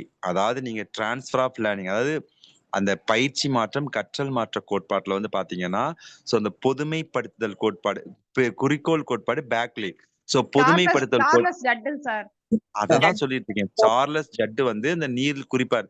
அதே மாதிரி இந்த வில்லியம் ஜேம்ஸ் என்ன சொல்லியிருப்பார்னா, மன கட்டுப்பாடு, அதாவது தியரி ஆஃப் மென்டல் டிசிப்ளின், அதாவது மன கட்டுப்பாட்டு கோட்பாடு அல்லது பயிற்சி முறைமை கோட்பாடு. இவர் என்ன சொல்லுவார் அப்படின்னா, எப்படி வந்து உடலை வலுப்படுத்துவதற்கு உடற்பயிற்சி செய்யறோமோ அதே மாதிரி மனதை வலுப்படுத்துறதுக்கு மனப்பயிற்சி செய்யணும். சோ சிந்திக்கிறது, ஆராய்ந்து, கற்பனை செய்யறது, நினைவு கொள்றது. நம்ம நிறைய எப்படி பிசிக்கல்ல வந்து நம்ம உடலை ட்ரெயின் பண்றது, பிசிக்கல் ஆக்டிவிட்டில இன்வால்வ் ஆகிறோமோ, ஸோ மைண்டை ட்ரெயின் பண்றதுக்கு மென்டல் ஆக்டிவிட்டிஸ், அதை ஸ்ட்ரென்தன் பண்ணணும். ஸோ அதுக்கு எக்ஸசைஸ் பண்ணணும் அப்படின்னாங்க. நீங்க அந்த மைண்ட் எக்ஸசைஸ் மூலமா நீங்க அந்த மென்டல் எபிலிட்டிஸை ஸ்ட்ரென்தன் பண்ணிட்டீங்க அப்படின்னா உங்களுக்கு டிரான்ஸ்ஃபர் ஆஃப் லேர்னிங் ஈஸியா கிடைக்கும்னு சொல்லுவாரு. சோ இப்படிதான் ஒரு பேர் வர்றப்ப அது எதெல்லாம் சொல்லியிருக்காங்க. இப்ப ஆட்லர் பத்தி சொன்ன, ஆட்லர்னு இது உங்களுக்கு ஞாபகம் வரணும். சோ அதெல்லாம் நீங்க ஞாபகம் வரப்ப சும்மா ஜஸ்ட் ஒரு கலெக்டிவா நம்ம தெரிஞ்சுக்கலாம். ஒரு வில்லியம் ஜேம்ஸ், நீங்க சொன்னது எல்லாமே ரைட்டு. ஆனா நம்ம எப்பயுமே எக்ஸாம்ல நம்ம எதை மிஸ் பண்றோமோ அதை தான் கொஸ்டின் கேட்பாங்க. அப்ப நீங்க எல்லாருமே இருக்கு, ஆனா யாரோ ஒருத்தர் கரெக்டா இதை சொன்னீங்க, அந்த சார்லஸ் ஜட். சோ அந்த ரிலேட்டடா அப்ப வந்து அந்த வில்லியம் ஜேம்ஸ்ங்கிறவரு நீங்க சொன்ன, ஆனா இதுல இந்த இது நீங்க மெட்டீரியல் இருக்குமே பாருங்களேன், வில்லியம் ஜேம்ஸ் அது கட்டாயம் இருக்கும். சோ அந்த முறைமை மாற்ற கோட்பாடு, மன கட்டுப்பாட்டு கோட்பாடு, மனப்பயிற்சி கோட்பாடுனே வரும். சோ அந்த இன்னொரு ஆப்ஷன் இருக்குன்னா அதை நான் கேட்கிறேன். வில்லியம் ஜேம்ஸ், சிக்மண்ட் ஃப்ராய்டு பத்தி தெரியும், ஹிப்போக்ராட்டஸ். அடுத்து வந்து இந்த super ego takes the long period of development. அது வந்து எப்ப வந்து 5 to 7 இப்பதான் சொன்னேன். சோ ஒரு சூப்பர் ஈகோ பிறப்பு முதல் எந்த வயது வரை. ஸோ கிட்டத்தட்ட அது 7 வயசுல அது கம்ப்ளீட் ஆயிரும். ஸோ அதாவது மேக்ஸிமம் சின்ன பிள்ளையில இருந்தே நம்ம சொல்றதெல்லாம் கேட்டு கேட்டு கேட்டு கேட்டு பார்த்தீங்க அப்படின்னா ஒரு 5 to 7 இயர்ஸ்ல வந்து அதாவது சின்ன பிள்ளைங்களுக்கு எவ்வளோ முடியுமோ அவ்வளோ நம்ம சொல்லிக்கிட்டே இருக்கணும். அது ஃபுல்லா நீ சொல்றதை அவன் ஃபாலோ பண்றானோ இல்லையோ அவனோட சூப்பர் ஈகோல போய் அப்படியே டம்ப் ஆகிக்கிட்டே இருக்கும். அப்பதான் என்ன செய்யும், ஈகோ வந்து பின்னாடி அதை எடுத்து எடுத்து கொடுக்கும். நீங்க எதுவுமே சொல்லாம விட்டீங்கன்னா ஈகோ ஆக்டிவா இருக்கும். பட் ஆனா அது கொடுக்கறதுக்கு சூப்பர் ஈகோல எம்டியா இருந்தா அவனோட பர்சனாலிட்டி வந்து வெரி புவரா இருக்கும். சரி, அடுத்து இந்த இந்த பாருங்க, பதட்டம், விரோதம், மாயத்தோற்றம், பயம் மற்றும் தற்கொலை தூண்டல்கள் இது என்ன பயனுள்ளதா இருக்குன்னு கேட்டிருக்காங்க. ஸோ இது என்ன நமக்கு 16 PF பத்தி ஏற்கனவே பார்த்துட்டோம். அடுத்து வந்து டிஏடி பத்தி பார்த்துட்டோம். அடுத்து வந்து பாத்தீங்கன்னா நீங்க இதுக்கு முன்னாடி கொஸ்டின் நம்பர் 29 அதை ஒரு தடவை பார்த்துருங்க. 29 ஒரு தடவை பார்த்துட்டு இங்க வருவோம். கொஸ்டின் நம்பர் 29 கொஸ்டின் ஒரு தடவை 29 அந்த 29 பாருங்க. ஸோ அது பாத்தீங்க அப்படின்னா நல்லா பாருங்க.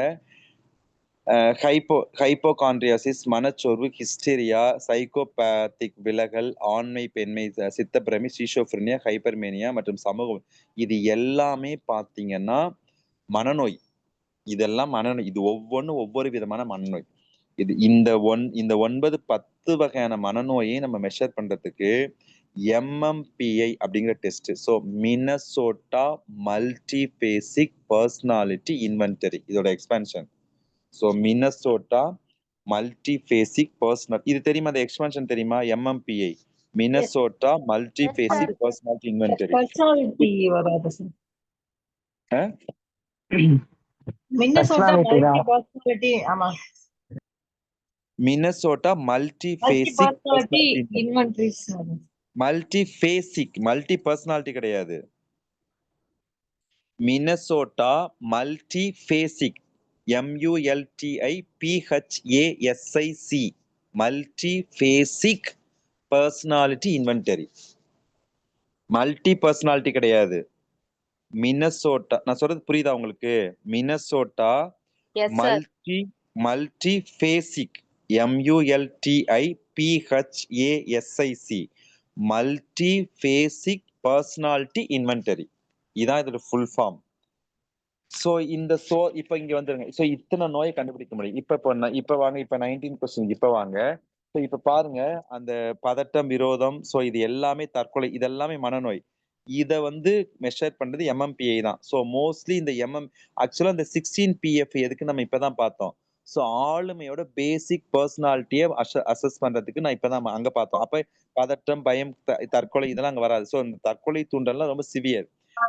டிஏடியும் வராது. அடுத்து வந்து செக்லிஸ்டும் வராது. அப்ப வந்து MMPI தான். அந்த மனநோய் பிரிவுகள் அப்படின்னா MMPI. இந்த சோதனை உருவாக்குனது யாரு? MMPI உருவாக்குனது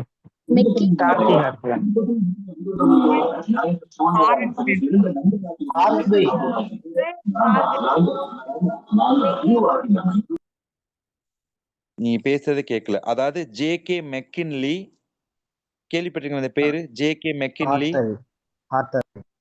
SR ஹேத்தாவே. இவங்க 2 பேரும் தான் இந்த சோதனை உருவாக்குனாங்க. இதுல எத்தனை ஐட்டம்ஸ் இருக்குன்னு தெரியுமா? எத்தனை கொஸ்டின்ஸ் இருக்குன்னு தெரியுமா? 550. Very good. 550 550 ஐட்டம்ஸ் இருக்கும். 550. அந்த 550 கொஸ்டின் எதை பேஸ் பண்ணிருக்கோம் நம்ம பின்னாடி பார்த்தோம் பார்த்தீங்கன்னா அத்தனை பிரான்ச்சையும் கவர் பண்ணியிருக்கோம். ஸோ இந்த MMPI வந்து கொஞ்சம் ஃபெயிலியர் ஆனதுக்கு காரணமே இஸ் டூ லென்த்தி. நீங்க யோசிச்சு பாருங்களேன், 550 அவன் ஏற்கனவே மனநோயா இருக்கான். அவனுக்கு ஏற்கனவே பதட்டம், விரோதம், தற்கொலை எண்ணம். நீங்க ஒரு மனநோயா இருக்கிறப்ப நீங்க இந்த கொஸ்டினை படிச்சு புரிஞ்சு நீங்க ஆன்சர் போட முடியுமா? ஸோ இந்த MMPIயோட டிராபேக்கே என்ன அப்படின்னா டூ லென்த்தி. அவனே வந்து மென்டலி ஸ்டேபிளா இருக்க மாட்டான். அவனுக்கே வந்து அப்ப நீங்க 550 கொஸ்டின் படிச்சு போடுற அளவுக்கு அவன் என்னவா கிடையாது. அவன் மென்டலி ஸ்ட்ராங்காவே இருக்க மாட்டான். சோ இது வந்து டூ லென்த்தி. அதான் இதோட இது. சரி, MMPI. அடுத்து பாருங்க, அந்த டேர்ம் ப்ரொஜெக்டிவ் டெக்னிக், அந்த புறத்தேற்று நுண்முறைகள் அப்படிங்கறத வந்து நமக்கு யார் சொன்னது அப்படின்னா பிராங்க். அடுத்து பாருங்க, இந்த CAT, இந்த முறையே தெரியும். அந்த முறை அந்த மார்கன் இதெல்லாம் நமக்கு தெரியும். அவங்கலாம் அந்த டிஐடி சோதனை அந்த நேம்லாம் நமக்கு தெரியும். அடுத்து பாருங்க அந்த சிஏடி அந்த சிஏடி கேட் டெஸ்ட் அந்த சிஏடி டெஸ்ட் யாருக்கு உரியது அப்படின்னா பெல்லாக் அண்ட் பெல்லாக் உருவாக்குனாங்க. யாரோட பர்சனாலிட்டி அசஸ் பண்றதுக்கு? சில்ட்ரனோட பர்சனாலிட்டி. எந்த ஏஜ் குரூப்னா 3 to 11 இயர்ஸ். 3 வயசுல இருந்து 11 வயசு வரைக்கும். ஆனா சில புக்ல சொல்லுங்க. Question number 20 sir. 20 20 question number 20 வந்து ப்ரொஜெக்டிவ் டெஸ்ட் ஆர் அதாவது இந்த அந்த புறத்தேற்று நுண்முறைகள் வந்து அதாவது நம்ம உள்ளுக்குள்ள அந்த ப்ரொஜெக்டிவ் டெக்னிக்ஸ் எப்படின்னு நான் இப்பதான் உங்களுக்கு சொன்னேன். ஸோ அது வந்து நமக்கு தெரியாம நமக்குள்ள இருக்க விஷயங்களை உள்ள இருந்து அப்படியே வெளியே வாங்குறதா இது. இப்ப இன்னொன்னு பாத்தீங்கன்னா இந்த சோதனைகள் வந்து பாத்தீங்கன்னா ஸ்ட்ரக்சர்டு அன்ஸ்ட்ரக்சர்டு சொல்லுவாங்க. ஸோ இது வந்து நீங்க வந்து பாத்தீங்கன்னா இப்ப ஒரு இங்க் பிளாட் டெஸ்ட் வந்து நீங்க வந்து ஒரு ப்ரொஜெக்டிவ் டெக்னிக். ஸோ இங்க் பிளாட்ல நீங்க என்ன பார்க்கணும் என்ன சொல்லணும்னு யாருமே உங்களுக்கு கட்டுப்படுத்த மாட்டாங்க. நீங்க எதை வேணாலும் பார்க்கலாம். ஸோ அந்த மைத்தட பகுதியை பார்க்கலாம். ஸோ மை பகுதியை பார்க்கலாம். ஒரு ஹோல் ஹோல் பிக்சரையும் பர்சீவ் பண்ணலாம். அல்லது ஒரு சின்ன ஓரத்துல ஒரு சின்ன பிளாக் மட்டும் பார்க்கலாம். அல்லது எம்டி ஸ்பேஸ் பார்க்கலாம். ஸோ நீங்க எதை வேணாலும் பார்க்கலாம். நீங்க இந்த பகுதியை தான் நோட் பண்ணணும். ஸோ ஸ்ட்ரக்சர்டா எதுவும் சொல்ல மாட்டாங்க. ஸோ அது ஒரு அன்ஸ்ட்ரக்சர்டு டெஸ்ட். அடுத்து பாத்தீங்க அப்படின்னா தி டெப்த் மெத்தட்ஸ். ஸோ நம்ம ஆழ் மனதுல உள்ளுக்குள்ள புதஞ்சிருக்கக்கூடிய நம்ம வெளியவே சொல்ல விரும்பாத நம்ம வெளிப்படுத்த விரும்பாததை நமக்கு தெரியாம அவங்க உள்ள இருந்து அவங்க எடுத்திருப்பாங்க. ஸோ இப்ப இதை வச்சு நீங்க ஆன்சர் சொல்லுங்க. இது எது ஆன்சரா இருக்கும் நீங்களே சொல்லலாம். இப்ப நான் சொன்னதை வச்சு எது வெரி குட். அவ்வளவுதான். ஸோ நம்ம இந்த பேசிக்கா சிலதை புரிஞ்சுக்கிட்டோம்னா அங்க ஆப்ஷன் வந்து ஈஸியா போட்டுடலாம். இதை புரிஞ்சுக்கிட்டீங்கன்னா அது ஈஸியா இருக்கும் உங்களுக்கு. அடுத்து பாருங்க இது சொல்லி த டேர்ம் ப்ரொஜெக்டிவ் டெக்னிக்ஸ் வந்து பிராங்க்.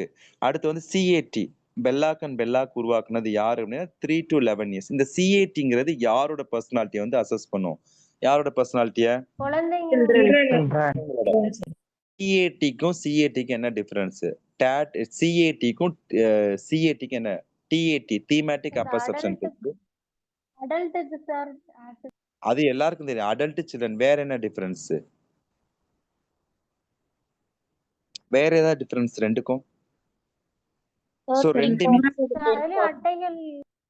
கரெக்ட். ரெண்டுமே சேம் டெஸ்ட் தான். அதாவது அங்க 30 அட்டை இருக்கும். இங்க 10 இங்க அட்டை இருக்கு 10 அட்டை தான் இருக்கும். 10 கார்ட்ஸ் இருக்கும். இது வந்து டாக்டர் லியோபர்ட் பெல்லாக் உருவாக்குனாரு. சோ இப்ப டெட் கொஸ்டின் 2023 டெட் கொஸ்டின் இது கேட்டிருந்தாங்க. சிஏடி வாஸ் டெவலப்டு பை யாருன்னு கேட்டிருந்தாங்க. சிஏடி வந்து யாருக்கு உருவாக்கி இருக்காங்க அப்படின்னு கேட்டிருந்தாங்க. சோ நம்மளோட அந்த டாக்டர் லியோபர்ட் பெல்லாக் அதுக்கு ஆன்சர். சோ ரெண்டுக்கு என்ன டிஃபரன்ஸ்னா ரெண்டு ஒரே தான். சோ ஒரு பிக்சர் 3 கொஸ்டின் கேட்பாங்க. ஒரு பிக்சர் காமிப்பாங்க. டிஏட்லயும் சரி சிஏட்லயும் சரி இந்த படத்துல என்ன காட்சி பாக்குறீங்க? அடுத்து இந்த காட்சி எதனால நடந்திருக்கலாம்? அடுத்து இதோட விளைவுகள் என்னவா இருக்கும்? இது 3 கேள்விதான் ரிப்பீட் பண்ணுவாங்க. சோ படத்துல என்ன பாக்குறீங்க? இது எதனால இந்த நிகழ்ச்சி நடந்திருக்கலாம்? இப்ப இந்த டிஏடி இருக்குல்ல தீமேட்டிக் அப்பர்செப்ஷன் டெஸ்ட்ல மனித முகங்கள், மனித உருவங்கள், மனித சூழ்நிலைகள் கொண்ட படங்களை காட்டுவாங்க. எதுல? தீமேட்டிக் அப்பர்செப்ஷன்ல. சில்ட்ரன்ஸ் அப்பர்செப்ஷன் டெஸ்ட்ல விலங்கு உருவங்கள், விலங்கு முகங்கள், விலங்கு சூழ்நிலைகள். சோ அந்த அனிமல் சிச்சுவேஷனை இங்க காமிப்பாங்க. இது கேள்விப்பட்டிருக்கீங்களா? கேள்விப்பட்டீங்களா இல்லையா? ஓகே. கேள்விப்பட்டவங்க கேள்விப்படாம தெரிஞ்சுக்கங்க. இதான் ரெண்டுக்குள்ள டிஃபரன்ஸ். சோ மீதி எல்லாம் சேம் 3 கொஸ்டின்ஸ் தான் கேட்பாங்க. நீங்க வந்து இந்த படத்துல என்ன பாக்குறீங்க? இந்த நிகழ்ச்சி எதனால நடந்திருக்கலாம்? இதுக்கப்புறம் இதோட விளைவு என்னவா இருக்கும்? சோ இதுதான் அங்க வந்து ஹியூமன் ஃபிகர்ஸ், ஹியூமன் சிச்சுவேஷன்ஸ். இங்க அனிமல் ஃபிகர்ஸ், அனிமல் சிச்சுவேஷன்ஸ் ரெண்டும் சேம் தான். சோ அது வந்து அடல்ட்டுக்கு, இது வந்து சில்ட்ரனுக்கு. அதுதான் மெயின் டிஃபரன்ஸ். ஸோ ஏன்னா இதை கொஞ்சம் பார்த்துக்கோங்க. அடுத்து பாருங்க இப்ப 23 அந்த மனப்பகுப்பாய்வு கோட்பாட்டின்படி உயிரியல் அடிப்படையிலான தூண்டுதலுக்கு காரணமான பாலியல் ஆற்றல் அது லிபிடோ. எல்லாருக்கும் தெரியும். இந்த லிபிடோங்கிறது என்னது? What is libido? லிபிடோங்கிறது சொல்லுங்க.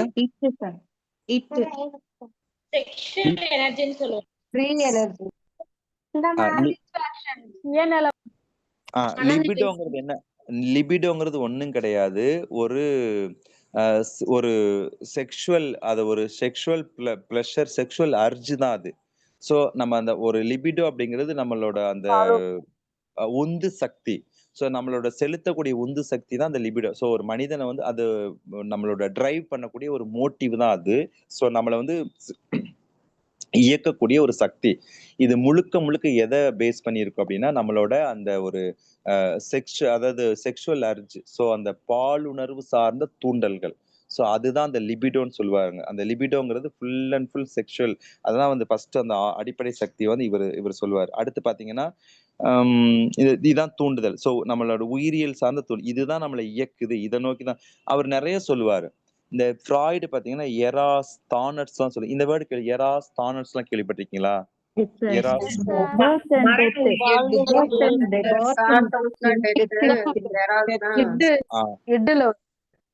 இல்ல எராஸ் தானட்ஸ் எராஸ் அப்படிங்கிறது அப்படின்னா ஆமா எராஸ் அப்படிங்கிறது வெரி குட். எராஸ்ங்கிறது லைஃப் இன்ஸ்டிங்க்ட். ஸோ தானட்ஸ்ங்கிறது டெத் இன்ஸ்டிங்க்ட். இதுல எது ஒரு மனிதனுக்கு இருக்கும்? Very good. ரெண்டுமே இருக்கும். ஒரு மனிதனுக்கு ரெண்டுமே இருக்கும். இப்ப எல்லா மனிதனுக்குமே லைஃப் இன்ஸ்டிங்க்டும் இருக்கும், டெத் இன்ஸ்டிங்க்டும் இருக்கும். ஸோ எது வந்து அவனுக்கு கிடைக்குதோ அதை பொறுத்தா ரிசல்ட் இருக்கும். ஃபார் எக்ஸாம்பிள் எல்லா மனிதனுமே பாத்தீங்கன்னா இப்போ ஒரு வாழ்வதற்கான இயல்பு இருக்கும். இந்த எராஸ் வந்து ஃபுல் அண்ட் ஃபுல் எதை இது பண்ணும்னா so love, affection, so construction, so ஆக்கக்கூடியது, நேசிக்கக்கூடியது, உருவாக்கக்கூடியது. ஸோ பில்டிங் நேச்சர் தான் அந்த லைஃப் இன்ஸ்டிங்க்ட். இந்த டெத் இன்ஸ்டிங்க்ட் பாத்தீங்கன்னா டெஸ்ட்ரக்ஷன், அழிவு தான் அதோட மெயின் ஃபோக்கஸ். இப்போ உதாரணமா பாத்தீங்க அப்படின்னா எல்லாருமே பாத்தீங்கன்னா அந்த ஏதோ ஒரு நமக்கு லைஃப் பார்ட்னர், அது லவ்வரா இருக்கலாம் அல்லது ஒய்ஃபா இருக்கலாம், ஹஸ்பண்டா இருக்கலாம். ஸோ அவங்க மேல வந்து ஒரு அந்த லைஃப் இன்ஸ்டிங்க்ட அவங்க மேல கொடுப்பாங்க. அதை வந்து ரியாக்ட் பண்ணுவாங்க. ஸோ லவ் காமிப்பாங்க. ஸோ அவங்க நல்ல அன்பா இருக்க பார்ப்பாங்க. அவங்க வந்து நல்ல சந்தோஷமா ஸோ செக்ஷுவல்லி ப்ளஷரா ஸோ எல்லா வகையிலும் ட்ரை பண்ணுவாங்க. அது சக்சஸ் ஆனா அவனோட லைஃப் இன்ஸ்டிங்க்ட் வந்து ஸோ சக்சஸ் ஆயிரும். ஸோ அவன் ஹாப்பியான லைஃப்பை லீட் பண்ணுவான். ஒரு குட் பர்சனாலிட்டியோட லீட் பண்ணுவான். சப்போஸ் அந்த இடத்துல அது ஃபெயிலியர். இப்ப லவ் பண்ற பொண்ணு இவனை அக்செப்ட் பண்ணிக்கல. இப்ப பாக்குறோம் லவ் பண்ண பொண்ணே கத்தியால குத்திட்டான். ஸோ முகத்துல ஆசி துண்டு துண்டா வெட்டிட்டான். ஸோ சில பேர் மனைவியை வந்து கொடூரமா கொண்டுட்டாங்க. இதெல்லாம் படிக்குது. இவங்களுக்கு இப்ப நம்ம எல்லாம் லைஃப் சர்வைவா சுமூத் வாழ்றோம்னா நமக்கு லைஃப் இன்ஸ்டிங்க்ட் வந்து சக்சஸ் ஆயிருக்கு. ஸோ இப்ப ரெண்டுல எது வந்து நமக்கு வந்து அச்சீவ் பண்றோமோ அதை பொறுத்தா நம்மளோட லைஃபும் பர்சனாலிட்டி இருக்கும். ஸோ இப்போ ஒருத்தனுக்கு வந்து அந்த லைஃப் இன்ஸ்டிங்க்ட் அவனுக்கு அட்டைன்மெண்ட் பண்ண முடியல. ஸோ டெத் இன்ஸ்டிங்க்ட் தான் அவனுக்கு வந்து என்னவா இருக்கு. அப்ப அவனுக்கு அது நடக்கல அப்படிங்கிறப்ப அந்த டெத் இன்ஸ்டிங்க்ட் வந்து தலை தூக்கி அது வந்து சுப்பீரியர் ஆகும். ஸோ ஒண்ணு யாரு மேல அந்த எதிர்பார்ல அவங்கள அழிப்பாங்க அல்லது தன்னை தானே அழிச்சுக்குவாங்க.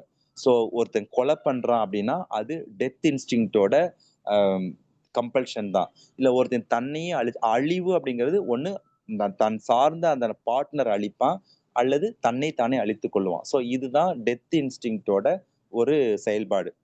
ஓகே, புரிஞ்சுதா? ஓகே, அடுத்து பாத்தீங்க 24. ஸோ ஃப்ராய்டு கோட்பாட்டின்படி பதற்றத்தால் உருவாகும் மனப்போராட்ட தவிர்க்க முறையினை சில டேஸ் முறை இது நம்ம எல்லாருக்கும் தெரியும். என்ன முறையை பயன்படுத்துறாங்க? ஸோ அடக்குமுறை. இந்த ரெப்ரஷனுக்கு இது எங்க போய் அடக்குவாங்க? இத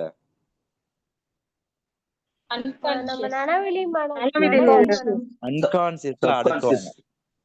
அன்கான்சியஸ் எதை போய் அன்கான்சியஸ்ல அடக்குவாங்க? Very good. பெயின்ஃபுல் அன்வான்டடானது, பெயின்ஃபுல்லானது, ஸ்ட்ரெஸ், எமோஷன்ஸ் கிரியேட் பண்ணக்கூடிய நம்ம இது எல்லாமே அங்க போய் ஸோ இதுதான் வந்து இது நமக்கு தெரியும். அடுத்து இப்பதான் சொன்னேன் மேன்மைக்காக பாடுபடுவது, ஸ்ட்ரைவிங் ஃபார் சுப்பீரியாரிட்டி. இது யாரு? ஆட்லர். ஆமா, அந்த ஸ்ட்ரைவிங் ஃபார் சுப்பீரியாரிட்டி ஒண்ணும் கிடையாது. Inherit human drive to over come personal. அதாவது நம்ம மனிதனோட உள்ளார்ந்த சக்தி. ஸோ அவனோட உள்ளார்ந்த சக்தி எப்படி செயல்படும்னா அவனோட over come personal limitations achieve. அதாவது அவனோட அந்த உள்ளார்ந்த ஒரு தூண்டுதல் என்ன அப்படின்னா அவனோட தனிப்பட்ட அவனோட குறைபாடுகள், அவனோட அந்த குறைகளை தாண்டி இயலாமையும் தாண்டி செயல்பட்டு ஒரு பெரிய கோலை போய் அச்சீவ் பண்றது. அதுதான் அந்த ஸ்ட்ரைவிங் ஃபார் எக்ஸிஸ்டன் சுப்பீரியாரிட்டி. அடுத்து தொகுப்பு நனவிலி மனம், கலெக்டிவ் அன்கான்சியஸ். இதோட தொடர்புடையவர் யார் அப்படின்னு கேட்டீங்கன்னா யூங். எல்லாருக்கும் தெரியும் யூங். Collective unconscious. இந்த கலெக்டிவ் அன்கான்சியஸ்ங்கிறது ஒன்றும் கிடையாது. ஸோ கலெக்டிவ் அன்கான்சியஸ் அப்படிங்கிறது ஒன்றும் கிடையாது.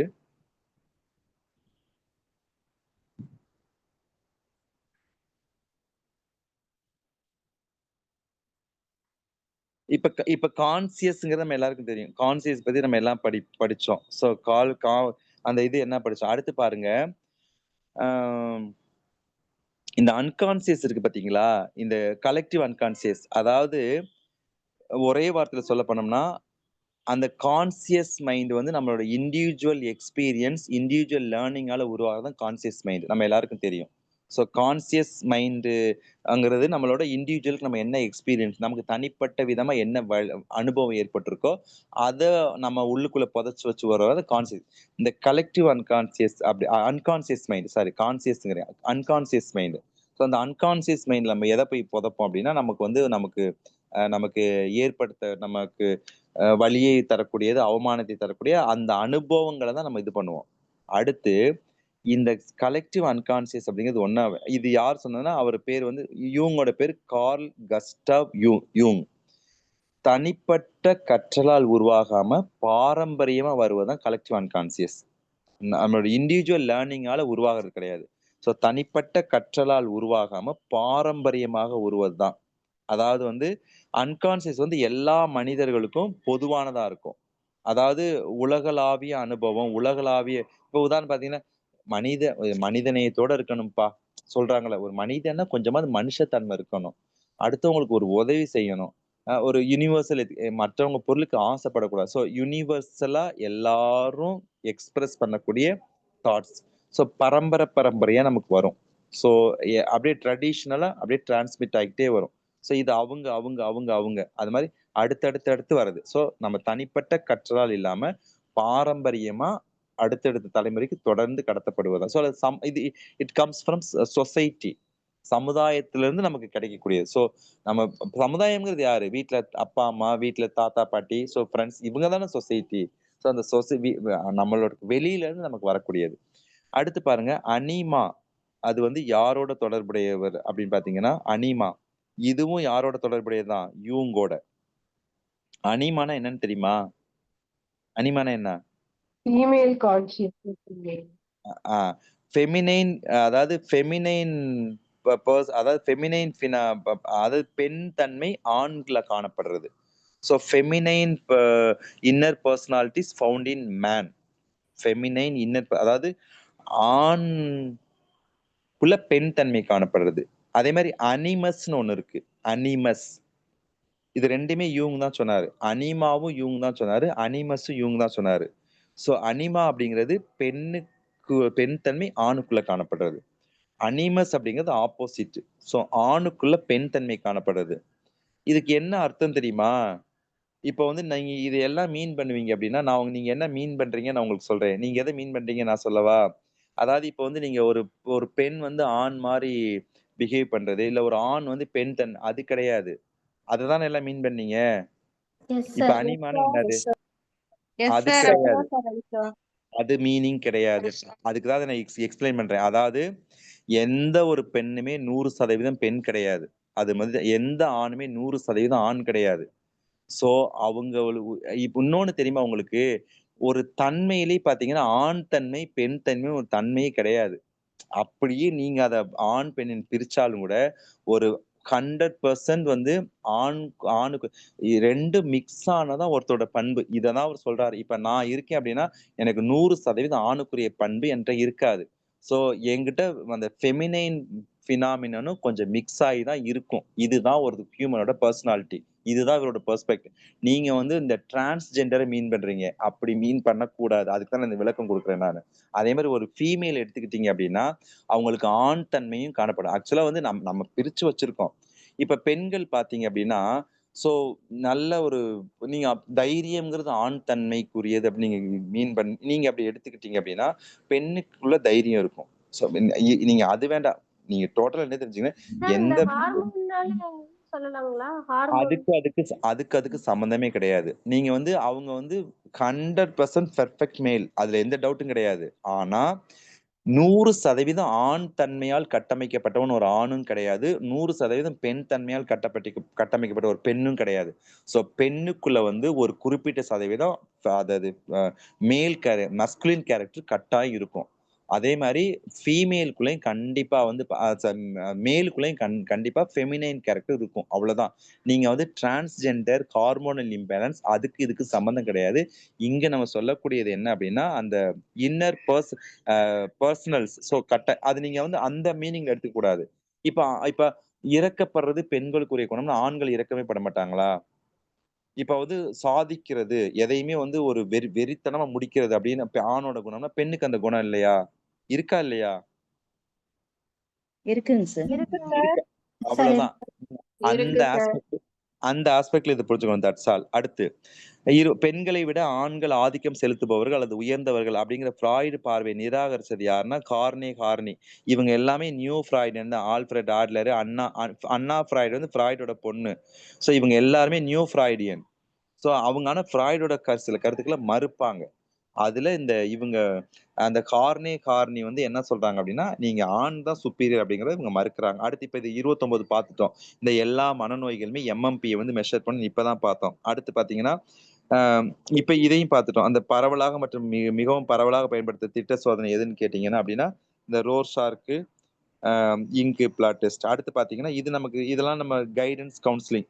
ஸோ ஃபர்ஸ்ட் வொகேஷனல் கைடன்ஸ் வந்து யுனிவர்சிட்டி கல்கத்தால வந்து இது பண்ணியிருக்காங்க. அடுத்து அந்த கைடன்ஸோட முக்கியத்துவத்துக்கு இந்த கமிஷன்ஸ் எல்லாம் பாத்துக்கோங்க. உங்களுக்கு வந்து இதெல்லாம் வந்து இதுல வரும், யூனிட் 3ல வரும். ஸோ சிவராவ் கமிட்டி எப்ப ஆரம்பிச்சாங்க, கோத்தாரி கமிஷன் எப்ப, பரூட்டி கமிட்டி எப்பன்னு பாத்துக்க. இதுல இந்த கமிட்டில வந்து